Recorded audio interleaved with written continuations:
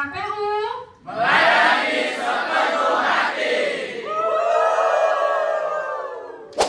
Halo sobat semua, di video ini saya ingin sharing atau berbagi pengalaman saya selama mengikuti rangkaian kegiatan mulai dari melapor kepada Satker KPU Provinsi, terus melakukan verifikasi dokumen, dan orientasi tugas yang dilaksanakan mulai dari tanggal 2 Juni sampai tanggal 5 Juni di kantor KPU Provinsi Kalimantan Barat.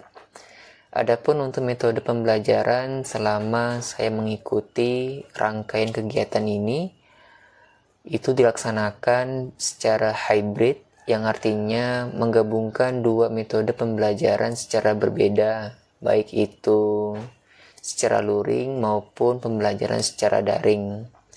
Oh iya teman-teman, mohon dukungannya juga ya dari teman-teman semua untuk menekan tombol subscribe, like, dan share apabila video ini bermanfaat.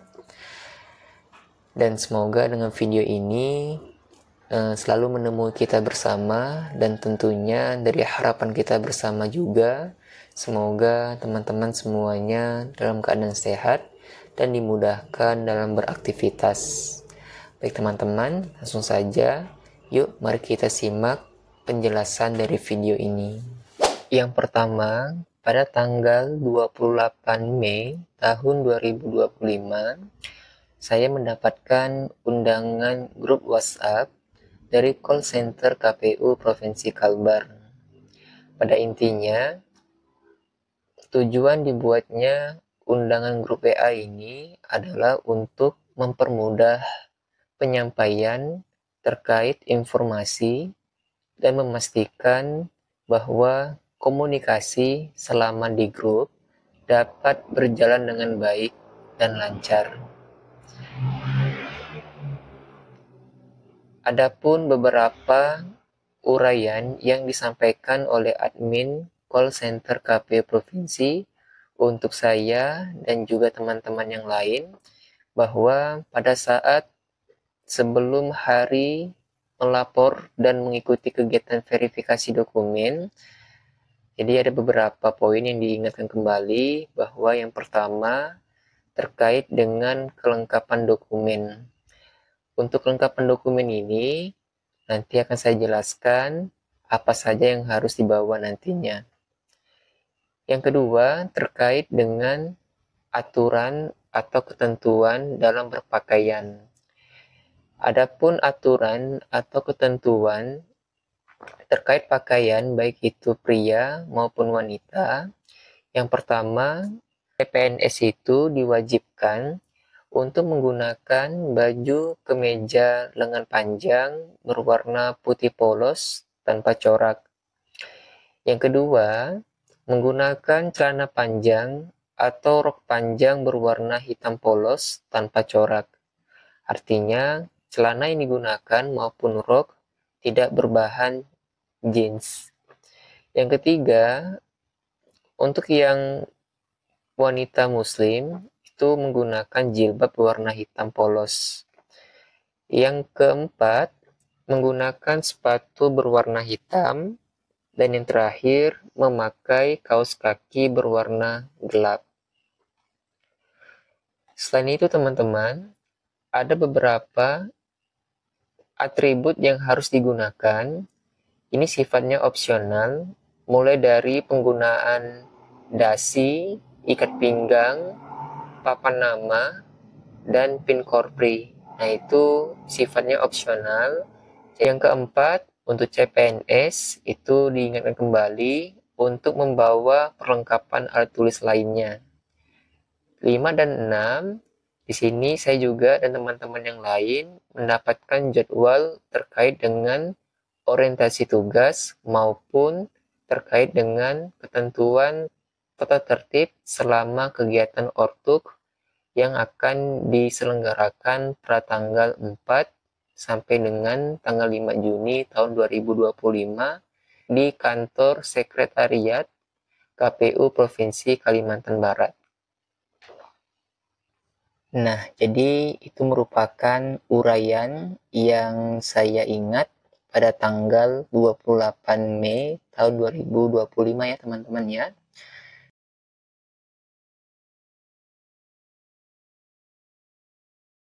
Nah, berikutnya tibalah saya melakukan pelaporan diri dan mengikuti kegiatan verifikasi dokumen itu pada tanggal 2 Juni tahun 2025. Adapun di sini keterangannya, saya dan teman-teman yang lain itu harus melapor dan mengikuti kegiatan verifikasi dokumen. Itu kalau nggak salah di sini, cuman himbauan dari admin KPU Provinsi Kalbar itu menyampaikan bahwa saya dan teman-teman yang sebagai calon CPNS itu jam 7 pagi waktu Indonesia bagian Barat itu kami semua diimbau untuk sudah harus berada di area lapangan kantor. Tujuannya apa? Karena jam 7.30 itu kami semua harus mengikuti apel rutin setiap hari Senin. Nah, jadi karena kebetulan di sini tanggal 2 itu hari Senin, maka kami semua diwajibkan untuk mengikuti apel rutin setiap hari Senin.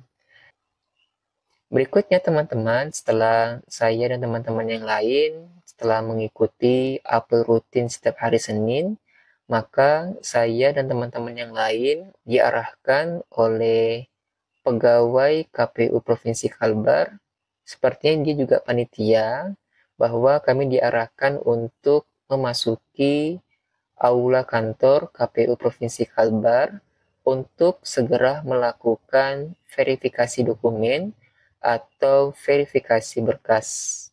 Berikut ini teman-teman beberapa dokumen asli yang harus kami persiapkan ketika melakukan verifikasi dokumen. Yang pertama mulai dari KTP, ijazah dan transkrip nilai, SKCK, terus ada SK Sehat Jasmani, surat keterangan sehat rohani, SK Bebas Nafza, surat pernyataan 5 poin yang telah ditandatangani menggunakan materai 10.000. Berikutnya ada surat pernyataan 8 poin yang telah ditandatangani dengan materai 10.000. Dan yang terakhir ada DRH atau daftar riwayat hidup yang telah ditandatangani dengan menggunakan materai 10.000. Pada intinya teman-teman, tujuan dari verifikasi dokumen ini yang dilakukan oleh pegawai atau panitia di sana adalah untuk mencocokkan kembali data peserta CPNS yang telah lulus pada saat melakukan pendaftaran di awal, apakah file yang diunggah maupun data yang telah diinput itu apakah sesuai atau tidak, apakah valid atau tidak. Maka perlu untuk melakukan pengecekan pemberkasan kembali untuk memastikan bahwa semua calon CPNS yang dinyatakan lulus ini itu semua unggahan yang diunggah ketika saat melamar itu benar teman-teman. Nah, setelah kami semua melakukan verifikasi berkas atau verifikasi dokumen, maka saya diarahkan oleh pegawai di sana atau petugas panitia di sana untuk segera membuat akun MyASN. Apa itu akun MyASN? Akun MyASN ini merupakan aplikasi layanan kepegawaian yang dikembangkan oleh BKN atau Badan Kepegawaian Negara yang tentunya untuk memfasilitasi ASN dalam mengakses dan mengelola data kepegawaian mereka secara mandiri dan online.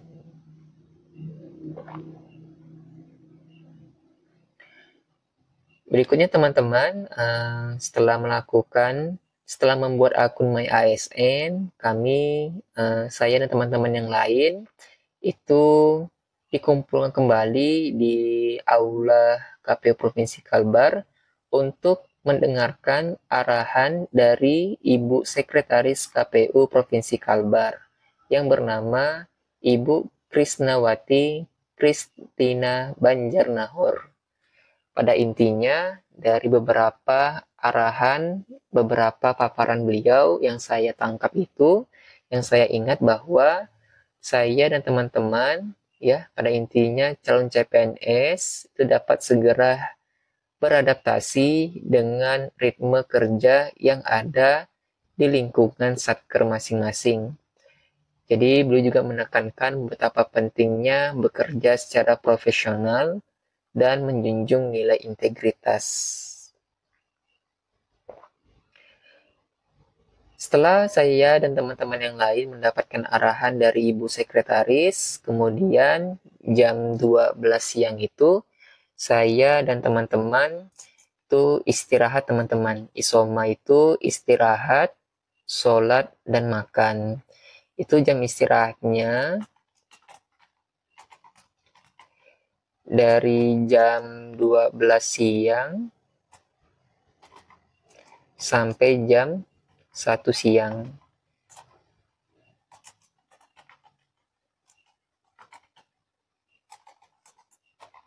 Nah, setelah itu saya masuk kembali di kantor aula KPU Provinsi Kalimantan Barat untuk melakukan foto bersama, yaitu persatker.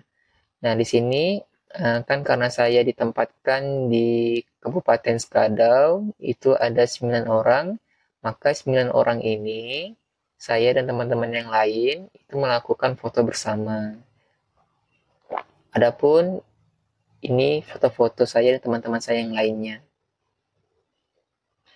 Dan yang terakhir sebelum pulang kalau nggak salah itu juga Ibu Sekretaris ya itu memperkenalkan kepada kami untuk semua calon CPNS KPU Provinsi Kalbar sebelum melapor atau ditempatkan di satkernya masing-masing, kami semua diperkenalkan 14 sekretaris KPU Kabupaten atau kota di zona Kalimantan Barat. Jadi pada saat memperkenalkan 14 sekretaris ini, itu dilaksanakan atau dilakukan secara Zoom. Adapun yang hadir pada saat Zoom ini, itu dihadiri oleh sekretaris dan kepala subbagian hukum dan sumber daya manusia per satker ya teman-teman ya, per kabupaten ataupun kota. Jadi itu teman-teman secara singkatnya kegiatan yang saya lakukan pada hari Senin, tepatnya pada tanggal 2 Juni tahun 2025. Berikutnya pada hari Selasa, tepatnya pada tanggal 3 Juni tahun 2025, itu ada pembekalan materi juga teman-teman. Jadi ada beberapa materi yang disampaikan pada hari Selasa, itu mulai dari terkait dengan aturan disiplin aparatur sipil negara.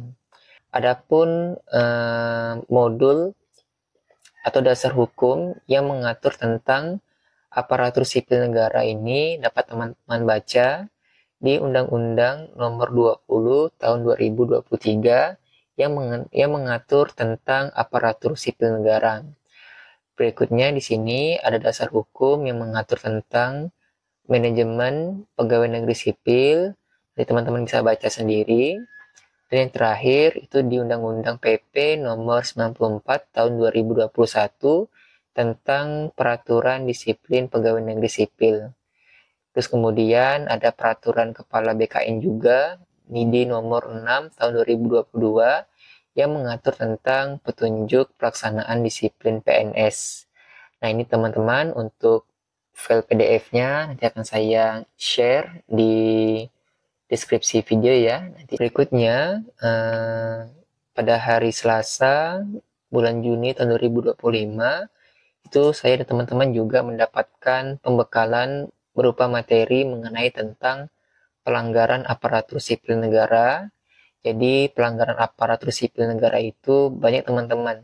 Dia dikategorikan lagi mulai dari pelanggaran aparatur sipil negara tingkat ringan, sedang, dan besar, ya. Itu semua terangkum di dalam modul yang saya share dalam bentuk file PDF di deskripsi video teman-teman ya. Nanti bisa teman-teman baca lagi. Berikutnya ada pembekalan materi berupa pakaian dinas harian. Nah, untuk pakaian dinas harian ini tentu saja setiap instansi ataupun kementerian lembaga itu berbeda-beda. Undang-undang yang mengatur tentang pakaian dinas harian Setjen KPU itu dapat teman-teman baca nantinya di Undang-Undang Nomor 227 tahun 2023 ya teman-teman ya. Nanti file ini pun juga saya lampirkan di deskripsi video. Berikutnya ada pembekalan materi juga berupa tentang penjelasan gaji dan tunjangan kinerja. Nah, untuk gaji dan tunjangan kinerja ini juga teman-teman dapat baca di Undang-Undang TUM nomor 326 tahun 2022 yang mengatur tentang Juknis atau petunjuk teknis pelaksanaan pemberian tukin pegawai di lingkungan Setjen KPU. Ini juga nanti saya lampirkan file PDF-nya di deskripsi video apabila teman-teman ingin mengetahui tunjangan kinerja di Setjen KPU RI. Berikutnya teman-teman, di sini saya ada yang kurang.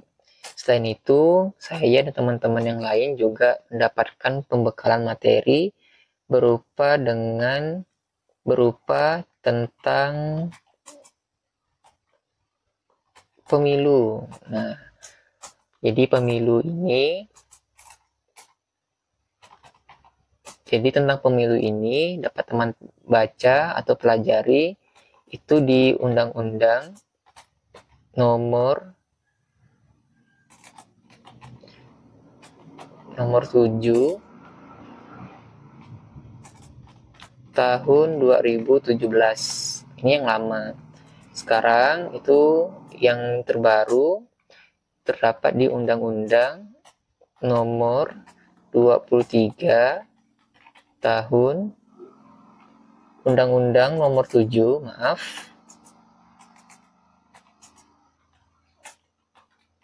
tahun 2023. Nah, ini yang terbaru teman-teman. Teman-teman bisa baca ya undang-undang yang mengatur tentang kepemiluan. Dan yang terakhir, itu juga ada pembekalan materi berupa STOK. Nah, STOK ini merupakan struktur organisasi kerja ya. Ini terdapat ada undang-undang yang mengatur tentang STOK pemilu nih teman-teman. Tuh kalau nggak salah di sini di undang-undang, nah nih Undang-Undang nomor 14 tahun 2020.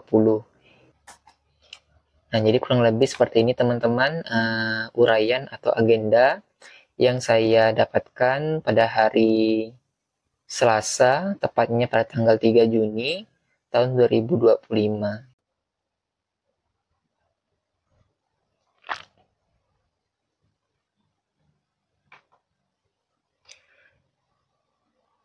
Dan tibanya saatnya teman-teman, sekarang kita masuk pada hari Rabu, tepatnya pada tanggal 4 Juni tahun 2025.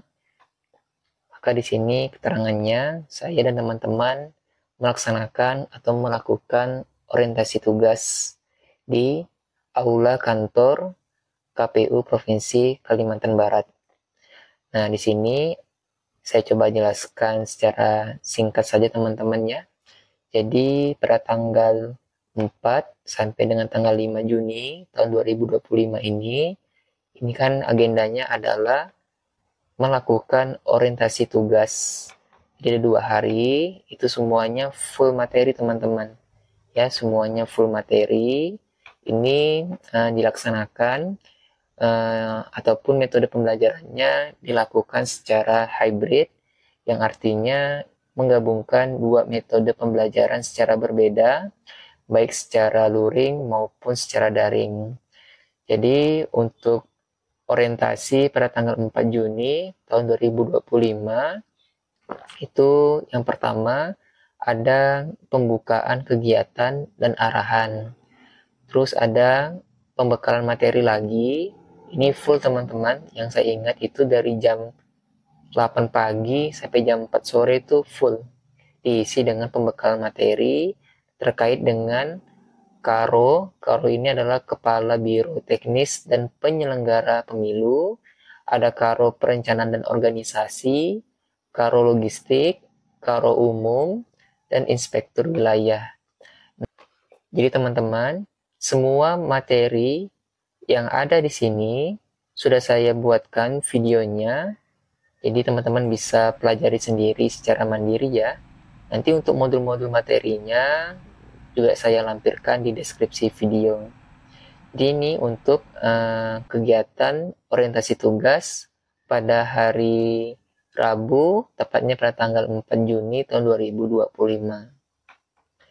Dan yang terakhir, pada tanggal 5 Juni tahun 2025, sama di sini adapun untuk uraian kegiatannya.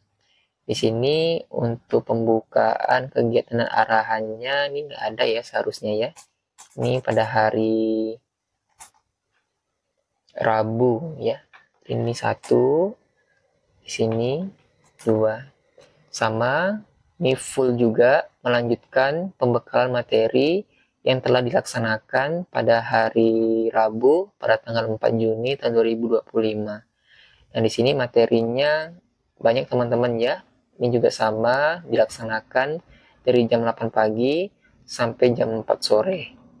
Nah, adapun di sini materinya ada Kepala Biro SDM, ada Kepala Biro Keuangan, terus ada penyampaian materi Kepala Pusat Data dan Teknologi Informasi atau Kapus Datin, terus ada Kepala Pusat Pengembangan Kompetensi SDM, ada Kepala Biro Pengadaan Barang atau Jasa, dan BMN. BMN ini adalah singkatan dari Barang Milik Negara. Terus ada Kepala Biro Hukum, berikutnya ada Kepala Biro Partisipasi dan Hubungan Masyarakat, dan yang terakhir sebagai materi penutup pada saat hari itu ada materi pengawasan tentang Sekretariat KPU Provinsi Riau. Jadi semua materi ini sudah saya upload videonya, dan untuk modul materinya teman-teman bisa unduh ya di deskripsi video, sudah saya lampirkan. Terus yang terakhir ini ada penutupan dan foto bersama, dan sekaligus ini serta pembagian surat keterangan ya, SK CPNS dan file dan SK sementara TMT CPNS. Nah, jadi pada saat penutupan ini kalau nggak salah itu kami ada melakukan foto bersama lagi ya, karena hari terakhir kan, jadi ada foto sesi bersama sekaligus ada pembagian SK CPNS dan SK sementara. TMT ini merupakan tanggal terhitungnya saya diangkat menjadi CPNS. Nah, jadi berikut ini adalah foto-foto sebagai penutup dan sesi foto bersama di akhir pelaksanaan orientasi tugas di Sekretariat Kantor KPU Provinsi Kalimantan Barat. Dan yang terakhir teman-teman, sebelum saya mengakhiri video ini, di sini ada sebuah quotes atau ada sebuah pesan yang ingin saya sampaikan untuk teman-teman semua, bahwa jika kamu tidak gagal, berarti kamu belum berusaha cukup keras. Artinya teman-teman, di balik kegagalan teman-teman semua, bukan berarti ini merupakan akhir dari segalanya. Tapi, jadikanlah kegagalan itu sebagai pelajaran yang berharga yang membuatmu jauh untuk bertumbuh lagi. Ingat, kita tidak dapat menentukan masa depan. Tugas teman-teman adalah menyusun rencana dan berusaha semaksimal mungkin. Persiapkanlah diri dari sekarang, dan tentunya jangan lupa diiringi dengan perbanyak doa dan sedekah. Bagaimanapun juga, untuk hasilnya kita pasrahkan kepada Tuhan. Jika dikabulkan itu baik, tapi kalau tidak, percayalah, ada rencana yang jauh lebih baik lagi yang telah Tuhan persiapkan untuk teman-teman semua. Dan yang terakhir, teman-teman, satu lagi, apabila teman-teman ingin menjadi seorang pegawai negeri sipil, maka luruskanlah niat teman-teman semua, bahwa jadikanlah belajar itu, niatkan tidak hanya sekedar untuk lolos, tapi niatkan untuk selalu meningkatkan kapasitas ataupun kemampuan dalam diri teman-teman semua. Sebab PNS itu teman-teman bukan hanya sekedar pekerjaan, tetapi sebuah amanah dan dedikasi. Artinya PNS itu ada bentuk pengorbanan teman-teman, baik itu dari tenaga, waktu, dan pikiran. Untuk apa? Untuk melayani dan membangun negeri. Baik teman-teman, terima kasih. Semoga bermanfaat. Ketemu lagi di video berikutnya.